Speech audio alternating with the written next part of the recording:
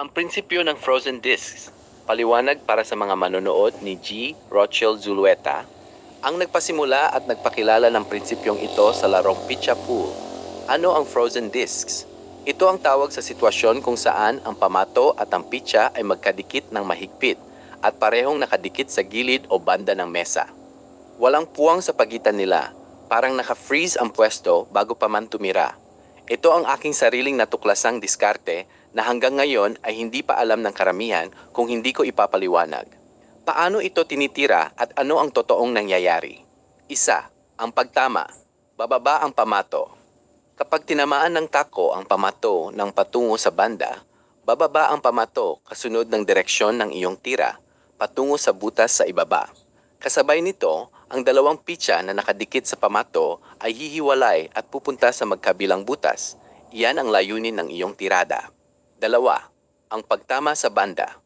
May pagbalik, hindi tuloy-tuloy lang. Ito ang pinakamahalagang bahagi na madalas hindi napapansin.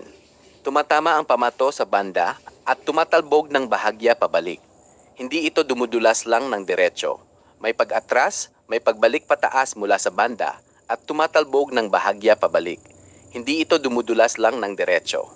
Pangatlo, ang panganib ng double hit.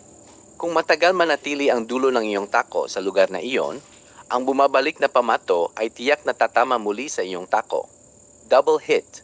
Hindi ito maiiwasan kung mabagal ang iyong pag-alis. Apat, ang tamang paraan. Bilis at pagtaas ng tako. Kaya ang sikreto ng tamang pagtirang frozen discs ay mabilis ang tira at agad na itinataas ang tako pagkatapos tumama. Sa ganitong paraan, bago pa man bumalik ang pamato mula sa banda, wala na sa pwesto ang iyong tako. Umalis na ito pataas, kaya walang pagtatagpo, walang double hit. BUOD. Sa isang tingin, ang prinsipyo ng frozen disc ay hindi nababalik, kundi may pagbalik, kaya kailangang umiiwas ang tako.